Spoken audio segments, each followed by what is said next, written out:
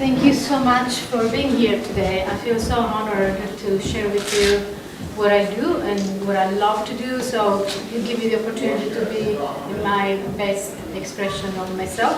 The sound expands a lot. So as you notice, as somebody moves, it becomes a big sound. So this is a good thing for us because I tried the singing bowls earlier today and the expansion is very beautiful. So my name is Donatella Moltisanti.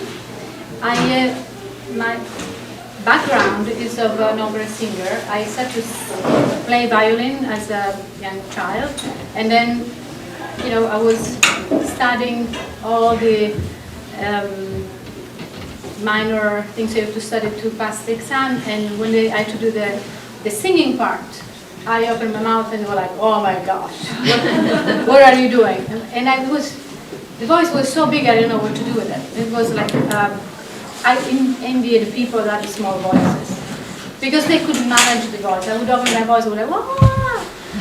And I couldn't sing pop songs. And so, of course, my family directed me to do opera, and by chance, I discovered that doing the breathing exercises are very important for the body to become a resonance.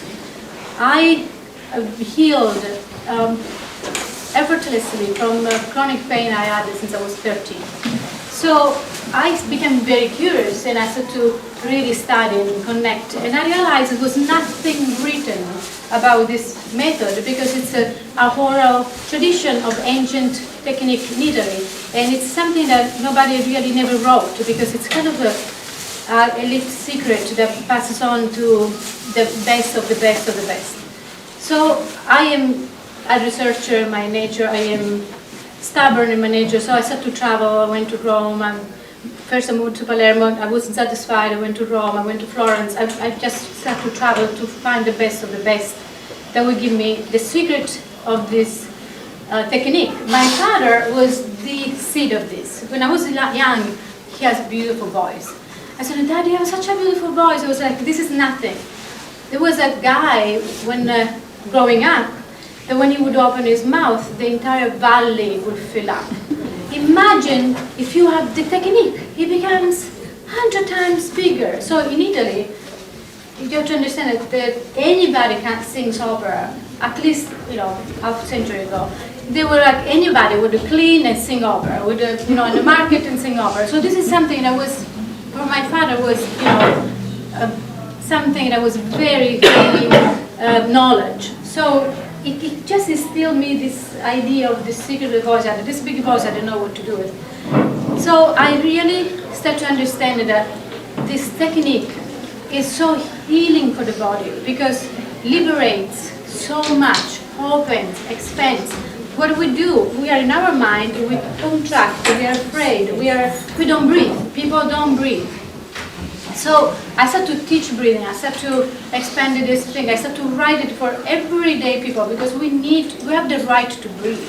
And when we breathe, everything, as we expand our perception of ourselves, we expand our perception of our possibilities.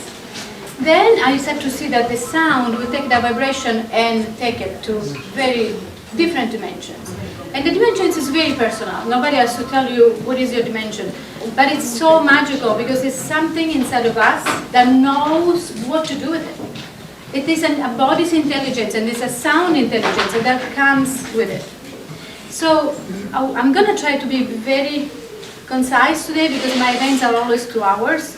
But they give me 1 hour here. So you have no idea how much I'm trying to put in this hour.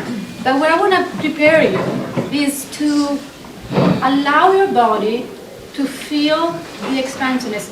The sound, I use a very specific technique in the sound that I choose to use for my events. For example, this singing bowl, it's very powerful. This will bring back the vibration of Mother Earth. When I was testing this singing bowl, I felt that the crust of the earth shaking. I was like, oh my gosh. And I had to really be nice to her, otherwise she would not sing. This is something very important. Sometimes I do one-on-one sessions, and the singing bowl refused to sing. It's like, okay, so there is something that is so stuck inside, in that specific chakra, that the singing bowl is too delicate. It's not, unless the client opens up, the singing bowl will not speak. So this is something so beautiful, how sound has its own intelligence. So what I invite you to do today is to absorb as much as you can. What you will find is that your inner child will start to play, or cry. It depends, because if your inner child was part of it abandoned or felt abandoned in spite of all the love, or your young self feels abandoned, or part of your creativity is shut down, that's the where the sound will go. So you need to be very curious and just allow any kind of insight. People have said to me that the sound goes in the part of the body, the mind, or the shoulders, does a little and then leaves. And so if you have an obsessive thinking, for example, this will heal that part of you that it's anxious and thinks the same thing again and again and again. A little tip, when I learned that obsessive thinking brings a lot of wrinkles, I stopped. I was like, okay, let's think once. That's enough. So what I ask you not to think, I'm going to take you to your daily with the breath, and you have to understand that breathing in this way will activate the biggest nerve that passes in the back of your neck, and just it's like a river of connection, electrical connection would touch the diaphragm without you doing anything, and then that's where the sound is start to use your electrical body and renovate it and rejuvenate it. And just you can choose something. I ask you to choose something today, and you will receive it. You can choose to release a pain. You can choose to release a memory that's painful. You can choose to release something that you are fear for the future, something specific, something vague, something that you wear like a coat. If you are ready to release, ask for this experience to release that. Also, you can choose to release something for the land. Like if your community has a problem, as a community, if you choose to release this problem in the community, it will be released. So it's just trust your own power of self-healing, of healing around you. And if you get emotional, allow the emotion to go. I have people have been sobbing throughout my really sobbing. It was so beautiful because it was an ancient cry that helped everybody to release, even if they didn't cry. So I ask you to be very spontaneous, as I am, and very genuine as much as you can. You don't have to speak up, you don't have to share. It's your relationship with the sound in your body, so you can be as genuine as possible.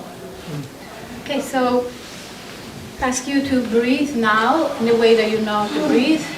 Relax. If you can uncross your feet and your hands, it will be good, so that you have a sense of the flow. Imagine your breath is a river. So I always ask people, do not count with breath. Please do not count with breath. We are so automated in the brain. 1, 2, 3, 4, 1, 2, 3, 4, and it's really nothing. Does nothing, because the intention that we put with the brain, with the breath, it's what we get. So if you have an intention of self-love, an intention of passion, compassion, I want you to think something that a vibration you like, right? So maybe it's the sun vibration, maybe you like the summer, maybe you like the snow. So I associated that. It's not that.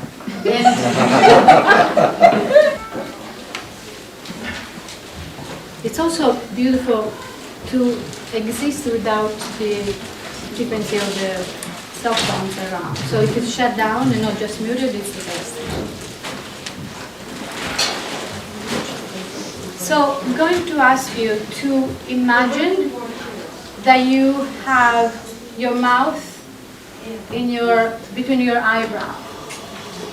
So this is very important, because when we breathe from the nose using the nostrils, this is a very specific, basic information that you will never forget. So I want to give to you as a gift because it will change your life because you change your breathing.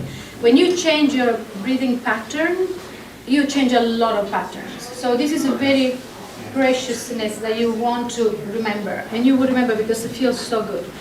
So what happens is when we breathe from the nostrils, we get very tense. And so the breath, you said breathe deeply. Everybody goes up. I would say breathe deeply is down. Why everybody goes up? Because we use the nostrils, and the nostrils immediately take us to contraction. I want you to breathe with the nostrils in this way, like you do normally. Okay, just breathe. Okay, can you see the contraction in the chest? Okay, so now what happens is the nostrils are two different separate tubes that connect to two separate holes in the skull. And I have a skull here to show it. So there are separate holes in the skull, and these holes go around the skull. So by the time we breathe the nose and we go up here, we are contracted. The scalp does this. So when you think that you go straight in these holes, you immediately go around. So imagine you have your mouth here, close your mouth, and breathe from here. And imagine your sound to go up. Very good. That's beautiful. Can you feel the room change? You can sit here. Keep doing without thinking, without counting. Just allow the air to touch your brain and to come out, to touch your brain. So imagine the ocean and the waves. And then come in. There's not a stop, but there is a rhythm. This is the rhythm of our body. We are so connected to nature through breath. So you breathe in. I want you almost to fill up your throat, that's all. And just, whatever air comes out is what the body doesn't need right now. So come in, imagine very curvy. Curvier is your breath coming in, bigger it is, more soft it is, more fulfilling it is. So imagine doing this around your head. Okay, do you feel that it's opening your heart, warming you up? It's filling you, and also it's feeding you. Can you feel that? So now relax, release everything. For 1 second, I want you to breathe again from the nostrils and feel the difference. Okay. Very good. Do you feel the difference? Now, I want to ask you to tune into the room. So when you go home, or as a child, you went home and your parents were lovey-dovey and you felt that beautiful energy in the house. And sometimes you came home and they were fighting or just stopped fighting because you were there, but later you can cut it, right? I want you to tune into the room with that knowledge and see how is the energy now. That's like, and before it was rounded and soft. So let's breathe again here and see from your third eye, from your brows. Go around and touch the back of your neck. Allow the hair to go there like there's a little socket that you feel in. That's the vagus nerve. When you touch that vagus nerve, your parasympathetic comes in, and right now you can't remember what you were doing before or what you're going to do after. You just are present and relaxed. That's how the body works. So again, very good. I know that you're doing it because the softness of the room. Can you feel that? Very good. So now all I ask you to do is to breathe and allow the sound to do the rest. At one point, I will go around to, if I'm called in to go around with the singing bowls, I'm going to do that so you will feel even more accurate relationship with the sound.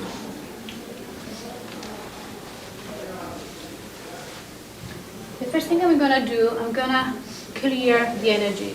You have to understand that the sound works around you and you will never absorb anybody else's energy. It's something like a little capsule in your cocoon. So the first thing I do is to cleanse everything, to have like imagine a river underneath our feet that is taking everything, wash it away, everything that we release. So you can release anything.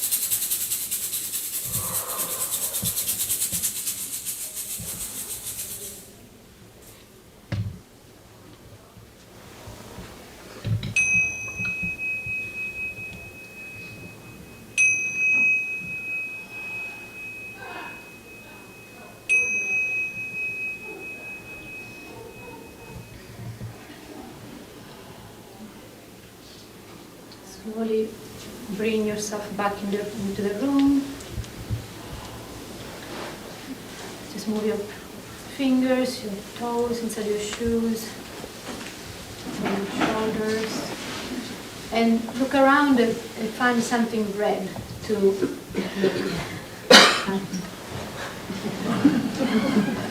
I have some red. So the color red will take you in to ground you in the present. So even though you've been in an expanded mode, when you come back and you look at red, it grounds you in the first chakra, so you're present as much as possible. So this is now I want to dedicate some time to question and answers and to share, what was your experience, anything about everything I did, and I'm here for you. So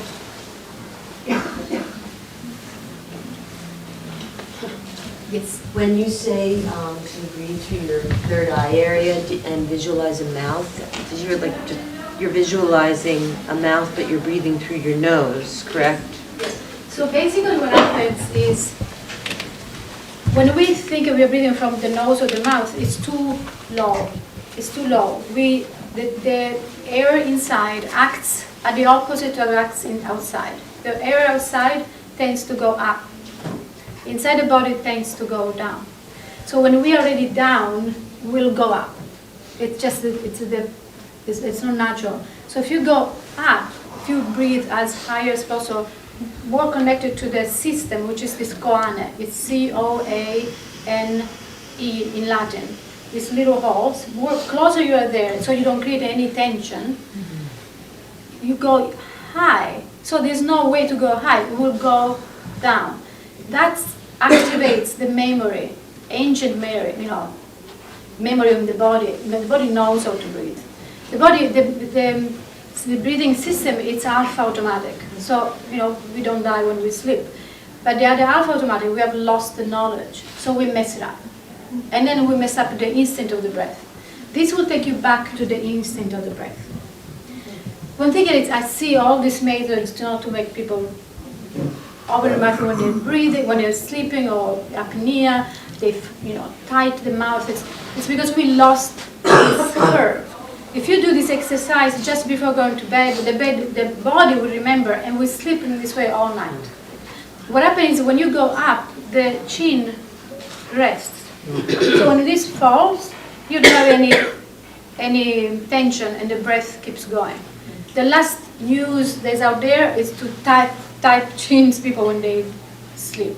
Like this is like the most sympathetic system response. Somebody tells you here, you go completely tense. The parasympathetic system releases this.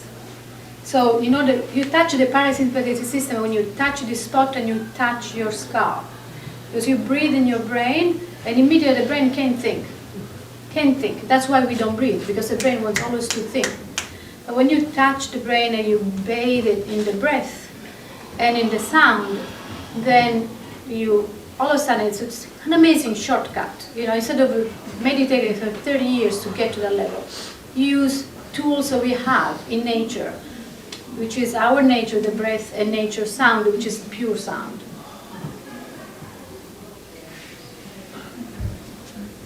Yes? I've always liked these singing bowls. I don't know if I'm saying that correctly. Yes. My yoga teacher in New Jersey used to have them, and for some reason they always make me feel relaxed. Can you explain how that happens? So, first of all, our spine has a sound. I don't know if I'm familiar with chakras. Every chakra has sounds. If you do yoga, you're familiar with that. So there is an inner sound in our body. Our brain is wired for music, for sound. Music has always known that. Musicians have always known that. When I was in my early 20s, I specialized in the lamentos, which are 200 kind of music, and was all this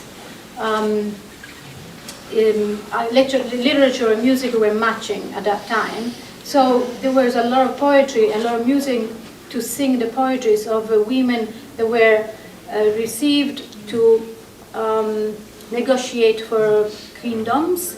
So the princess will come, they will marry to have the kingdom, and then the guy will take the princess and live in a highland, with abandoned in a highland. And the lamentos were associated to this story that happened in 200.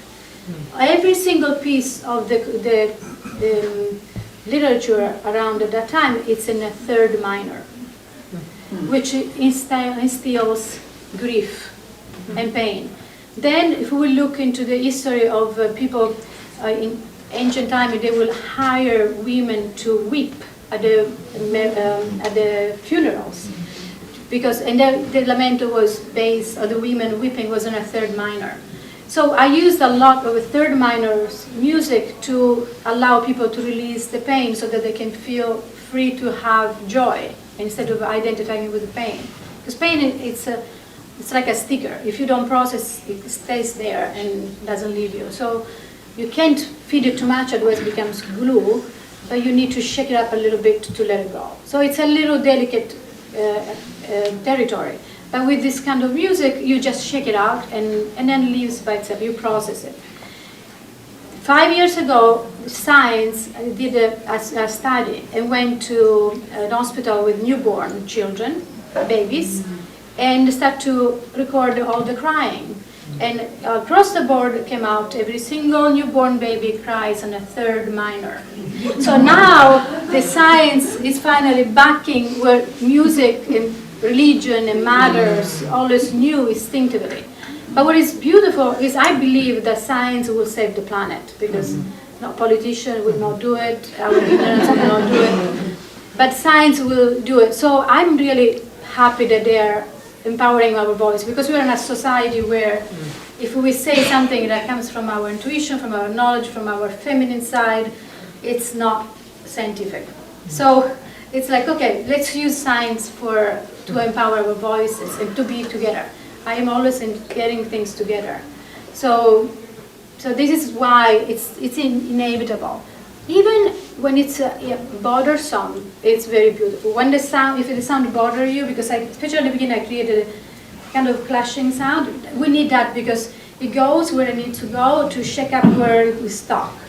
And so if the sound, it's a calling for that, it's good, because we need that. And then we go in a space where there's more harmony, because now it's building it. So first shakes it, purifies it, and then builds into it. Yes? While I was listening, I experienced some muscle spasms. Yes. Same kind of thing when I'm in bed at night, just before I fall asleep. So listening to you was sort of, had the same experience, like in bed at night just before I fall asleep, sort of letting go happens. Yeah. That's beautiful. So imagine it takes a state of mind, takes a mattress, takes some time, right, to do that. Yeah. And so what happens is the willingness, the ability to let it go and to trust. So that we only allowed if we are in our bed, we are under covers. So the body experiences this now in a setting that's open to other people.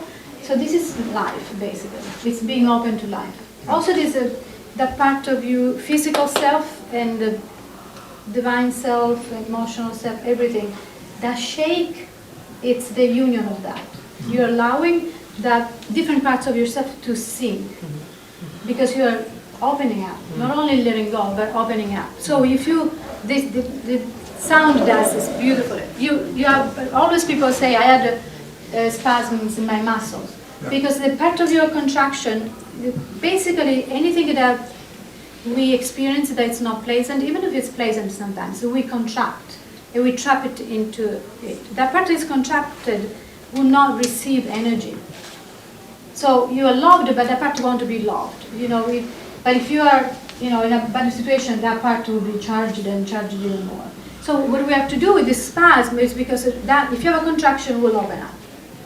When open up, then the different parts of yourself integrate. So the shaking is ultimately an integration. How do you feel now? I feel very relaxed. I feel good. You know, and I'm strange because all strange people here. Yeah. It doesn't matter. It doesn't matter. No. You're all straight. Now, isn't this the ideal way of being inside your body? Yeah. I mean, So we, yes.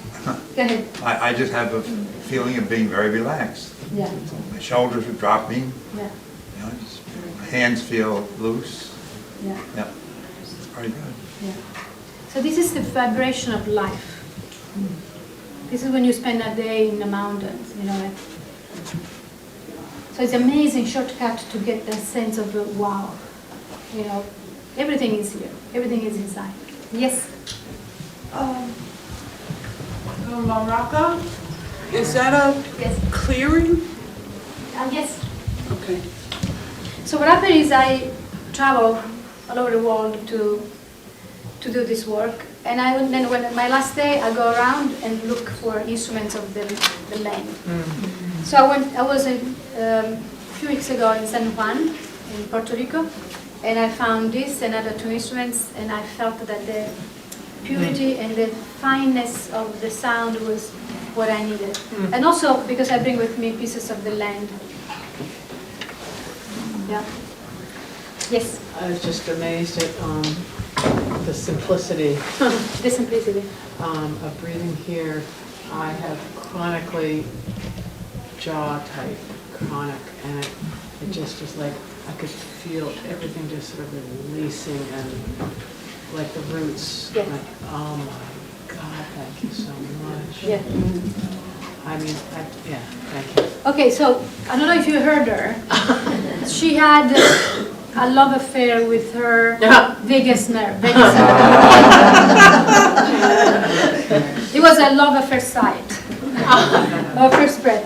So basically, she had been suffering of tightness, like really tightness in her jaw, and that happens because we want to do well in life. We want to. We really push into life, you know. And that's what we do with breathing. What we do with breathing, we do with life, by the way. So, if we allow this to happen, when you activate this receives. We are supposed to receive. We are supposed to receive. There's our human side, our action side that gives, and our part that is our divine side, our feminine side has to receive. We receive from life. So if we give and receive, we are collaborating with life, life collaborates with us. When we push, we are not collaborating. Hello? No collaboration, you don't go that far. You just, so when you adjust your breathing, you adjust your relationship with life. Breathing in is receiving, and it takes humbleness, takes so much to receive. It's easier to give.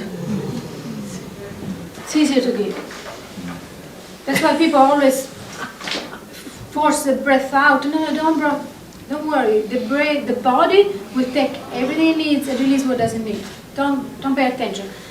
If you participate to my online courses of breathing, then we get also to how to be more active oriented through these principles, which is effortless. But just do not think about that. The most important thing we lack as a humanity is the ability to receive. That's why we don't breathe. I had somebody here, and then it's you. I was wondering if this beautiful work that you do could be used to help women who are laboring to have a baby. Oh yeah. So how would you use sound Yeah. to help them? Or how could they use it? So the basic is the breath, because what do we do? And something that it's not working when you know to give a birth is that we contract. So if you breathe and you contract, so you can't. You know, when they say push, you push, and you push more contracting. So when you really trust and release, and the sound, it's kind of a catatonic. It's like I have a CD that a lot of people use. And a lot of mothers use to put their children to sleep. A lot of husbands steal it from their wives to. Finally, my husband is relaxing with music. now with listening to So, yes, definitely. I've been using this with many, I do a course for spiritual parenting, and so to teach mothers and fathers to lullaby their children to keep their being intact, not to pull them and to impose and not understanding, not seeing them. So this is a thing that you can really put balance in yourself and your family, really important. I also have to say I volunteered at one point to a domestic violence center, and you see the women were so disabilitated, so disempowered, which is the life of the solar plexus, and unable to move out, it's that playing dead rest you think that we get in the brain. With one breathing session, boom, they will leave everything. They were like, boom, the fire was on. And they immediately knew what the body was doing. Because they were thinking, I need to go, but there was too much water. It was like, I better play dead, otherwise I die. So there was this disconnect. As soon as I connect them to the breath, they knew exactly what to do. So I really believe that this can be applied to so much, to so many, for so many purposes. Yes? I was just wondering how we can contact you. Oh yes, I think we have we have information with my website, Facebook. Maybe Moltisanti.com is my website. Okay. Yeah, Thank you so much. you're welcome.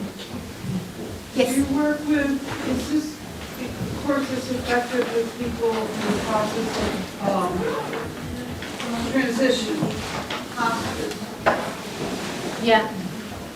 the singing bowls and Yeah. routine? Oh yeah.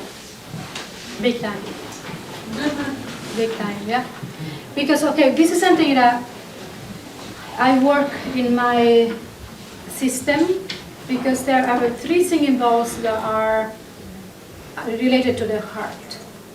So in the transition, the heart is the most important thing. It has to be light, because the soul feels heavy because they didn't accomplish what we wanted to accomplish. If you feel unfinished business, anything that's heavy will keep the energy stuck in this dimension.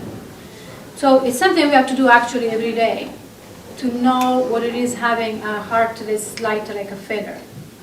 So with this one, it's a singing bowl that is 150 years old. It's Japanese, has 12 layers, which touches 12 chakras, and it's of the heart chakra. So the heart chakra has 13 chambers, and this energy really touches 12 of them. So there's a lot of the heart that releases and lets go. Then, Can you try? Can you try? yes.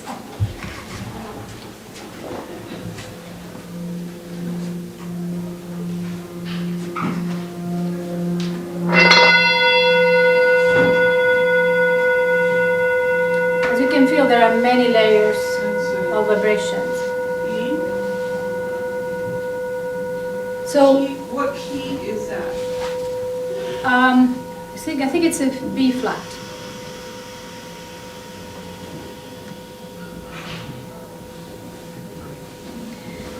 And then the other one that I was called to go around, that one is 200 years old. It's Japanese. It's only 7 layers, but it's a singing bowl that takes to the past, to the back chakra of the heart, like to very old experiences, sometimes even past lives experiences.